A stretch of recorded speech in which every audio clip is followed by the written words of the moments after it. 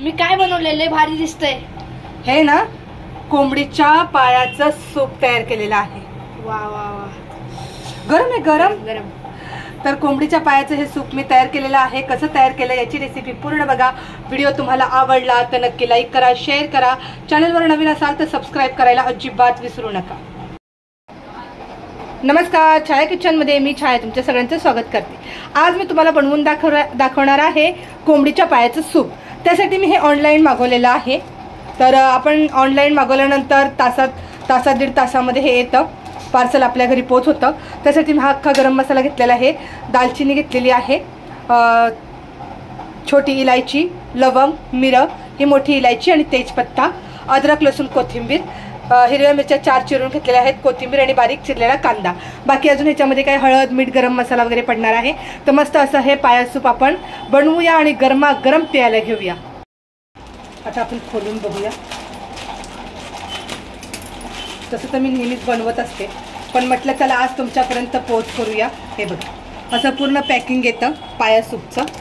तर पूर्ण खोलते मी हे पॅकेट, पूर्ण खोललेले मी असं। आता हे आपण स्वच्छ धुवून घेऊया। ऑनलाईन जरी मागवलेलं असेल तरी माझी आई नेहमी म्हणते स्वच्छ धुवून घ्यायचं। तर हे 2 वेळा मी पाण्याने स्वच्छ धुवून घेते। पाया मी स्वच्छ धुवून घेतलेला आहे। आता अद्रक, कोथिंबीर, लसूण,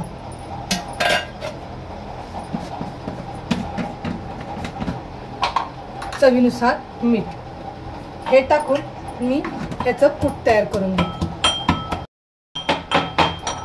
हे बघा झालं, अद्रक, लसूण, कोथिंबीर कुटून झालेली आहे। कुकर गरम करायला ठेवलेला आहे। कुकरमध्ये घालूया आपण पुरेसं तेल घालायचं आहे, जेणेकरून सगळा मसाला व्यवस्थित भाजला जाईल। तेल छान गरम झालेलं आहे। तेलामध्ये टाकायचा हा खडा मसाला, थोडासा फ्राय करून घ्यायचा। गॅस थोडा कमी करायचा। आपण अद्रक, लसूण, कोथिंबीर जे कुटून घेतलेलं आहे ते घालायचं आणि चांगलं त्याचा कच्चा वास जाईल असं आपण फ्राय करून घ्यायचं। अद्रक, लसूण चांगलं आपण फ्राय करून घेतलेलं, जेणेकरून त्याचा कच्चा वास पूर्ण गेलेला आहे। बारीक चिरलेला कांदा घालून कांदा मस्त गुलाबी रंगावरती आपण फ्राय करून घ्यायचा आहे। कांदा हलका गुलाबी रंगावर फ्राय झालेला आहे। आता आपण ज्या बारीक 4 मिरच्या चिरून घेतलेल्या आहेत त्या घालायच्या, थोडंसं हलकं फ्राय करायचं। आता ह्याच्यामध्ये घालायचं आपल्याला काही थोडेसे मसाले। हा मिक्सरला वाटण केलेला गरम मसाला आहे, माझ्या घरात तयारच असतो। हळद, धना पावडर, चवीनुसार मीठ। ऑलरेडी आपण ह्याच्यामध्ये अद्रक, लसूण जे कुटून घेतलं होतं त्याच्यामध्ये मीठ घातलेलं आहे, म्हणून थोडंसं सांभाळूनच मीठ घालायचं। आता ह्याच्यामध्ये टाकायचं आपण पाया।